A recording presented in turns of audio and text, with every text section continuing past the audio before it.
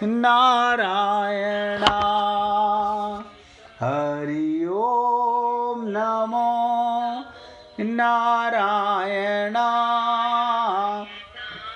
ओम नमो नारायण। सभी पुण्य आत्मा पूरी एकाग्रता के साथ सुने और ध्यान से समझें। आज ये दूसरे अध्याय का टॉपिक समाप्ति पर है, लेकिन आप और हम लोग सोचें कि क्या आप और हम लोग अभी भी तीसरे अध्याय में जाने के लायक अपने आप को मानने लगे हैं कि हम आत्मा हैं और अपने को अनुभव करने लगे हैं। अगर करने लगे हैं तो हम सब अधिकारी हैं।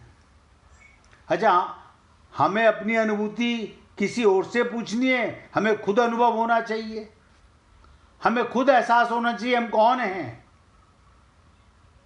यानी जो हैं उसका पता चल गया तो चल गया, भ्रम मिट गया तो मिट गया, सदा के लिए मिटेगा। और नहीं मिटा है तो मैं तो आपसे निवेदन करूंगा, मुझे कोई जल्दी नहीं है। एक बार नहीं 50 बार पूछो, बार बार पूछो। भगवान को पाने के लिए विवेक की बहुत जबरदस्त आवश्यकता है। जब तक हमारा विवेक नहीं जागेगा, शरीर में मत उलझे रहो। जीवन शरीर का नहीं है, शरीर का मालूम पड़ता है, क्योंकि अभी बदलता है, उठता है, बैठता है, बोलता है, खाता है, पीता है, मगर फिर भी याद रखो जीवन तो भीतर छुपी आत्मा का है।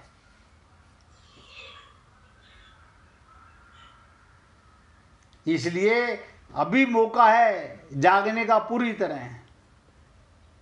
हम अब जागें, इसी जन्म में जागें तो भगवत प्राप्ति कठिन नहीं है। भगवान को पाना कभी कठिन नहीं था।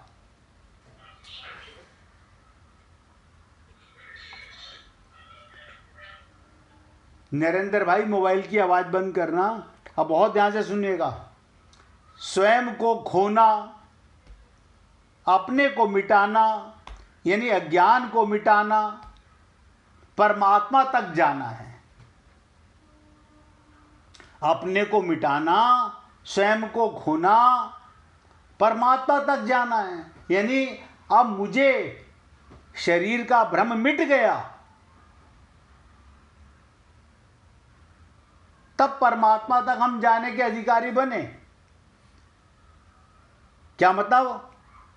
मैं जो कुछ भी बनाऊं, मैं जो कुछ भी बनाऊं वो मेरे मैं को और अधिक मजबूत करेगा। मैं जो कुछ भी करूं उसमें मेरा अहंकार और पुष्ट होता जाएगा। और अहंकार के अतिरिक्त मनुष्य को तोड़ने वाली कोई और चीज नहीं है। कुछ ना करूं, कुछ ना सोचूं, इसे कहते हैं चित्त ठहर जाए। जैसे शांत झील ठहर जाए जिसमें कोई लहर ना उठे।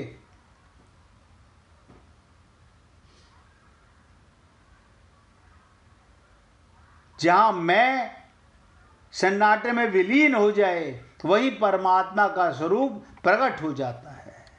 परमात्मा को पाने के लिए आप हम लोगों को छोटी छोटी सी बातें रोज चर्चा में आती हैं।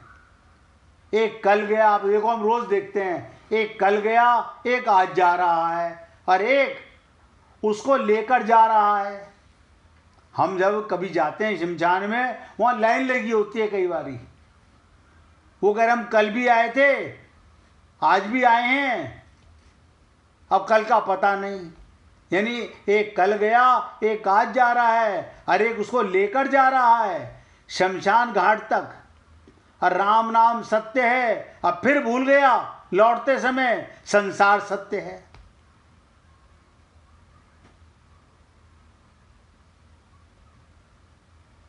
और फीलिंग कर रहा है कि करोड़पति बनने के ये सब बड़ा आश्चर्य है कि बचे हुए लोग अपने को नहीं सोचते कि हम भी किसी क्षण जा सकते हैं।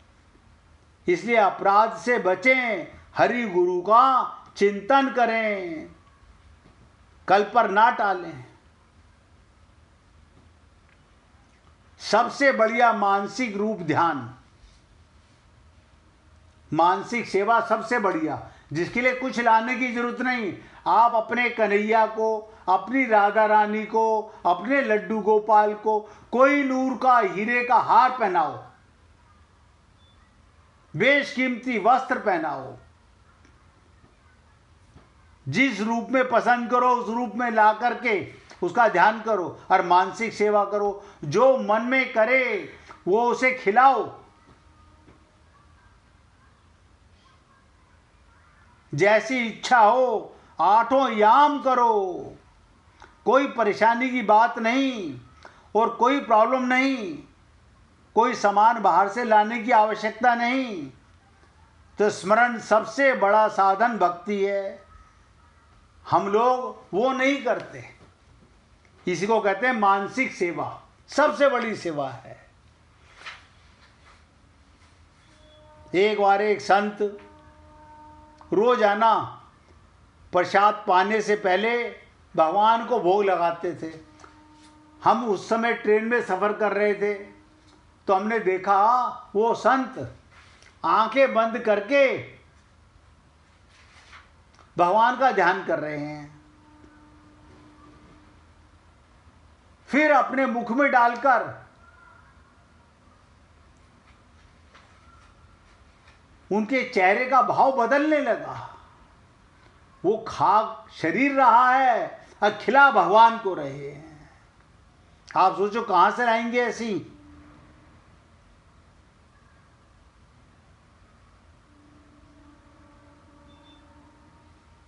इसलिए एक संत कहा करते थे, जीवन को झूठ से छिपाओ मत, प्रकट करो। आप सोचिए, भगवान से छिपा नहीं सकते, गुरु से हम छिपाते हैं और किसी को बताने की आवश्यकता नहीं। अगर तुम अपने क्रोध को स्वीकार कर लो, अपनी घृणा को, अपनी ईर्ष्या को, अपने द्वेष को, अपनी जलन को स्वीकार कर लो, तुम सरल होने लगोगे। हाँ, मेरे में ये कमियां हैं, तुम पाओगे एक साधुता उतरने लगी, अहंकार अपने आप गिरने लगा। क्योंकि अहंकार तभी तक रहता है जब तक तुम अपने को धोखा दे रहे हो। अहंकार धोखे का सार है, या सब धोखों का निचोड़ है। जितने तुमने धोखे दिए उतना ही बड़ा अहंकार होता चला गया। इसलिए पुण्य आत्माओं, भक्ति कोई कठिन नहीं है, बहुत सरल है। अब थोड़ी सी और चर्चा करेंगे इस श्लोक अब तक के दूसरे अध्याय की। कल से आपके साथ तीसरे अध्याय की चर्चा करेंगे। और आज किसी को होली का भजन सुनाना हो तो निकाल के रखना भैया। तो कर्म योग निश्चयात्मिक बुद्धि अत्यंत आवश्यक बताने के बाद भगवान अर्जुन को समभाव पूर्वक कर्म करने की विशेषता बताते हैं। विशेष रूप से कहते हैं कि कर्मण्येवाधिकारस्ते मा फलेषु कदाचन, दूसरे अध्याय के 47वें श्लोक में। तेरा कर्म करने पर ही अधिकार है। कोई भक्त कुछ पूछना चाहता है क्या भाई?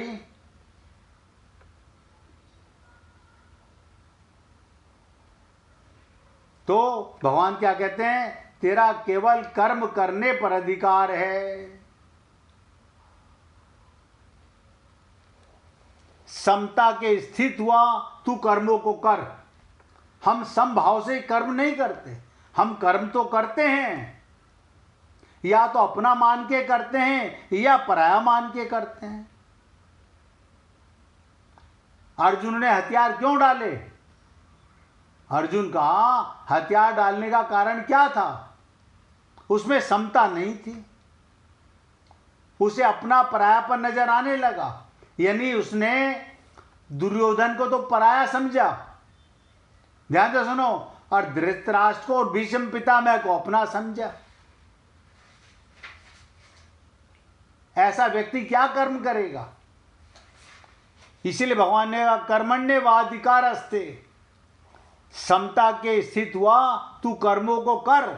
इसके साथ ये भी कहते हैं भगवान, बुद्धि योग समता से सकाम कर्म अत्यंत तुच्छ हैं। आगे कहते हैं बुद्धौ शरणम गच्छामि, बुद्धि युक्त जहाँ तहीं भी उसे शरण में दे। लेकिन आप हम लोग ना तो भगवान की मानते, हम मन बुद्धि को सरेंडर करना ही नहीं चाहते हैं। और भगवान कहते हैं 50वें श्लोक में, तू सम बुद्धि का आश्रय ग्रहण कर। सम बुद्धि, समता पूर्वक कर्म करने वाला पुरुष पाप और पुण्य दोनों से जीवित अवस्था में ही त्याग कर देता है, उसका पाप और पुण्य होता ही नहीं, समता आ गई। इसलिए तू समता की प्राप्ति कर। तो देखो पहले भगवान ने 11वें श्लोक से बोलना चालू किया। सबसे पहले चर्चा की, शरीर और शरीर का अंतर बताया, उसके बाद विवेक की बात बताई, और उसके अंदर अब भगवान अर्जुन से कहते हैं समता जब तक नहीं आएगी तब तक तू आगे बढ़ ही नहीं सकता, तू निष्काम कर्म कर ही नहीं सकता। अर्जुन के मन में युद्ध ना करने का आग्रह पहले से था कि मैं युद्ध नहीं करना चाहता। पहले अध्याय के ही 31वें श्लोक में अर्जुन कहते हैं युद्ध में अपने कुल को मारकर मैं अपना हित नहीं देखता। पहले अध्याय के 31वें श्लोक में उसने कहा था कि मैं युद्ध नहीं करना चाहता।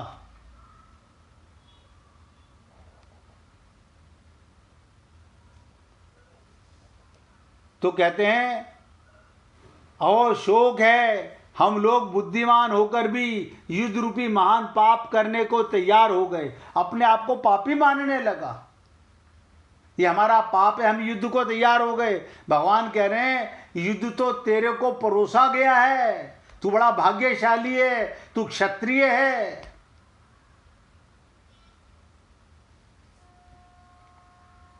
और कितनी कितनी बातें आपने सुनी होगी, भगवान से कहता है मैं भिक्षा का अन्न खाना श्रेष्ठ समझता हूं पर युद्ध करना नहीं। मैं क्षत्रिय हूं, अपने क्षत्रिय धर्म का पालन भी नहीं करूंगा, भीख मांग के भोजन कर लूंगा लेकिन युद्ध नहीं करूंगा।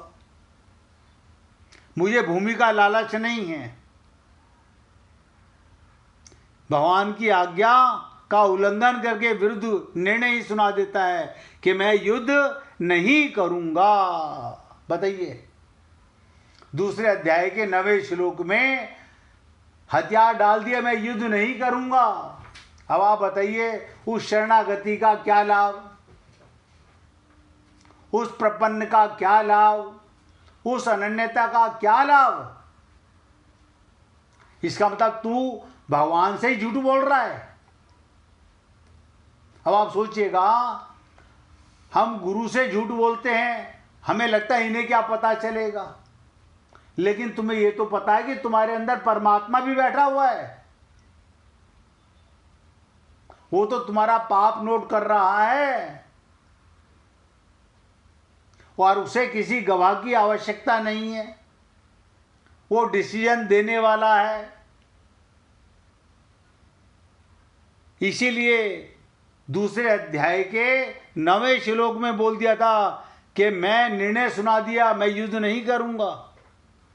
ये नियम है, अपना आग्रह रखते श्रोता वक्ता की बातों का आशय अच्छी तरह से नहीं समझ सकता। अपना आग्रह रखते हुए सुनने वाला वक्ता की बातों को समझ नहीं पाता। यही कारण है अपना युद्ध ना करने का आग्रह रहने से अर्जुन भी उपयुक्त प्रकरण में भगवान के वचनों का अच्छी तरह नहीं समझ सका। अतः अर्जुन ने भगवान के वचन मिले हुए से जान पड़ते हैं, इसलिए भगवान का अभिप्राय क्या, वो मेरे कल्याण के लिए कौन सा साधन श्रेष्ठ है। क्या पूछा अंत में उसने कि प्रभु मेरे कल्याण के लिए कौन सा साधन सबसे श्रेष्ठ है। इसका खुलासा करने के लिए अर्जुन ने तीसरे अध्याय के अंदर सबसे पहले पहला और दूसरा श्लोक में प्रश्न किए। आप सोचिएगा, क्या आपके और हमारे मन में भी तीसरे अध्याय में प्रवेश करने से पहले ये भाव आना चाहिए, मेरे कल्याण के लिए, आत्म कल्याण के लिए कौन सा साधन श्रेष्ठ है।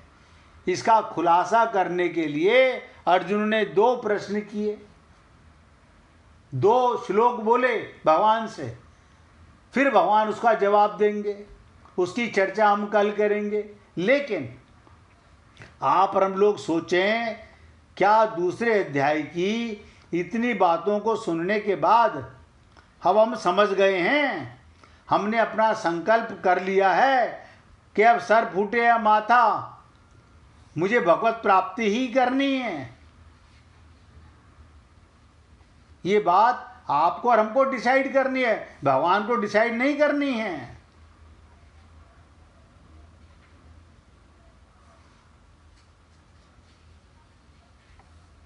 इसलिए निवेदन कर रहा हूं कि भगवान को पाने के लिए अगर भगवत प्राप्ति करना चाहते हो तो डिसीजन हम लेंगे, हमारी जगह भगवान नहीं लेंगे।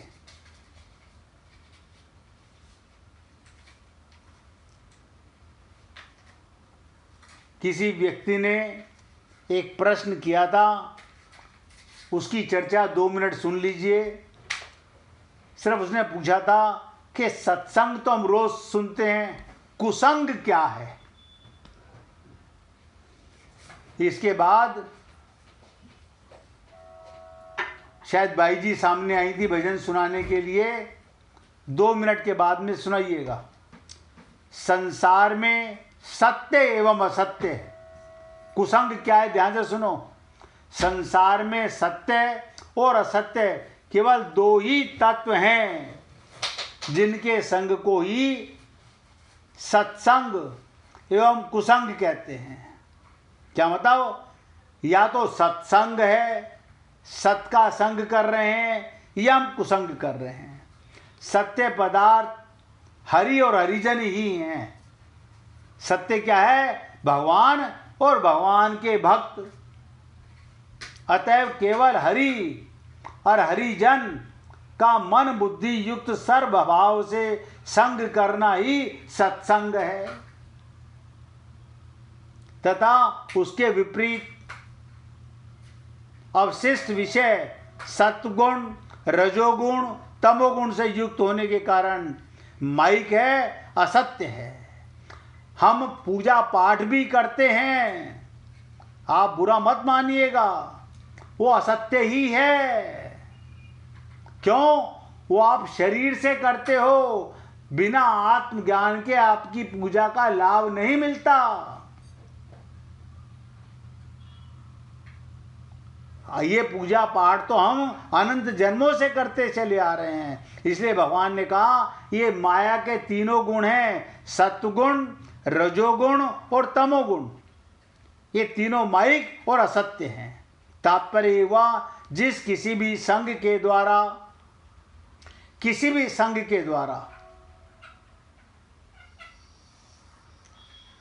हमारा भगवत विषय में मन बुद्धि युक्त लगाव ही हमारा सत्संग है। हमारा मन और बुद्धि भगवान के विषय में लग जाना, इसके अतिरिक्त सारे विषय कुसंग हैं।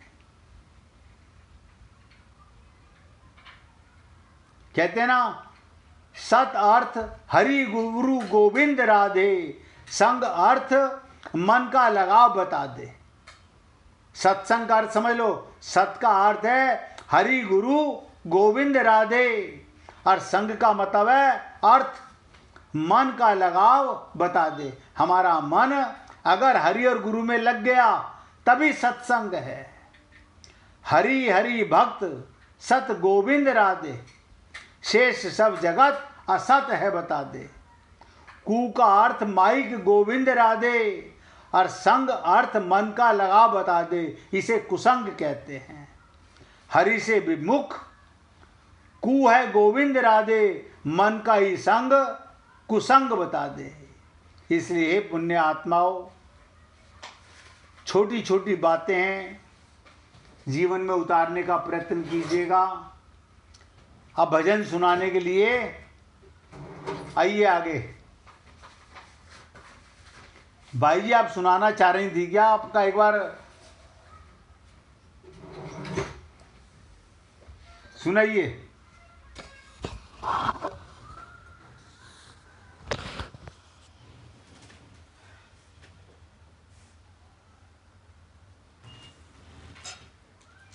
आजा आजा सुंदर श्याम, खेलेंगे तो से होरी रे।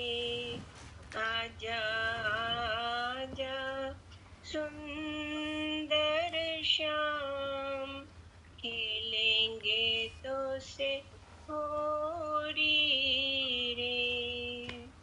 खेलेंगे तो से होरी रे, खेलेंगे तो से होरी रे, खेलेंगे तो से होरी रे। आजा आजा सुंदर श्याम, खेलेंगे तो से होरी रे। ऐसो वैसो तू नाइयो, ऐसो वैसो तू नाइयो। छल छबीला बन के अइयो, छल छबीला बन के अइयो। अइयो फेंटो तान, खेलेंगे तो से होली रे।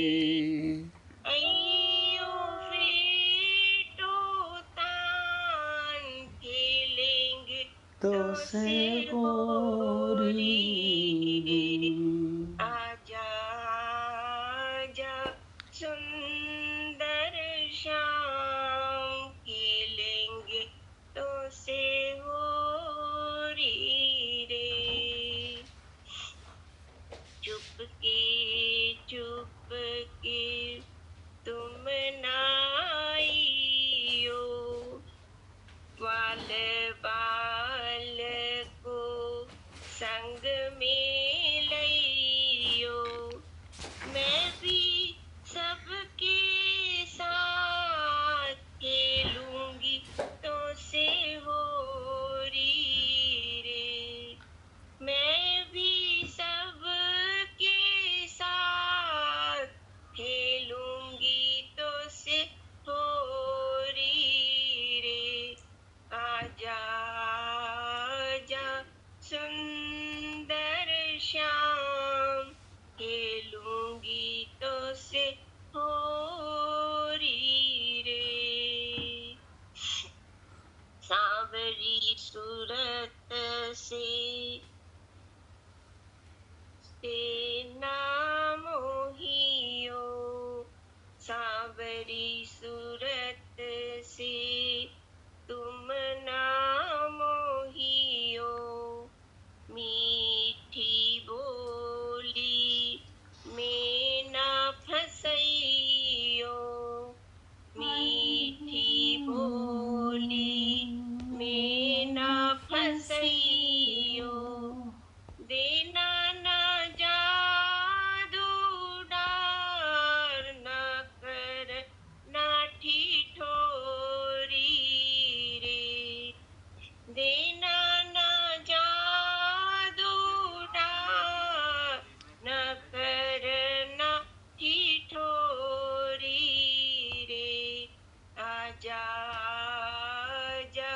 सुंदर श्याम खेलेंगे तो से होरी रे।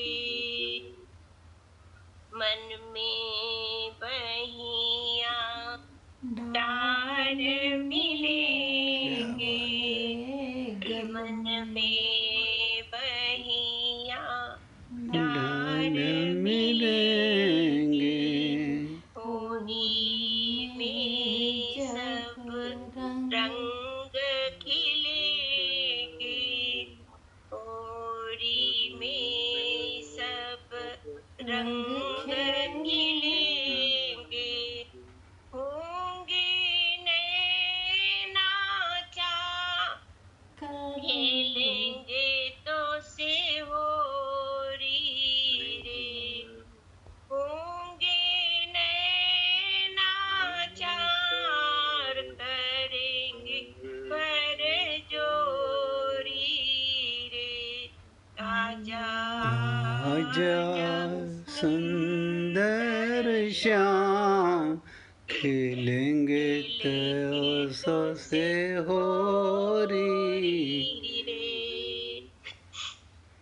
आओ रे होरी के रसिया, आओ रे होरी के रसिया, गोदा के मन मंदिर बसिया, गोदा के मन मंदिर बसिया, चरण कमल बलिहार, चरण की चेरी रे।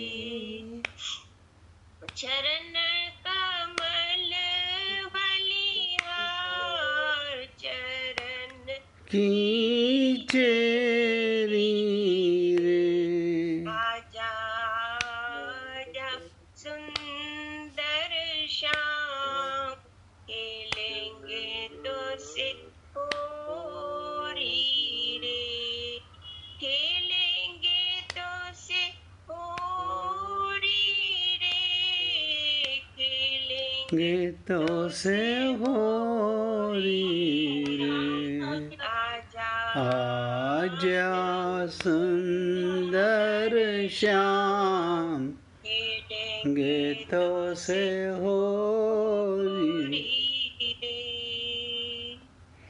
बोलिए वृंदावन बिहारी लाल की जय। जय जय श्री राधे, जय जय श्री राधे।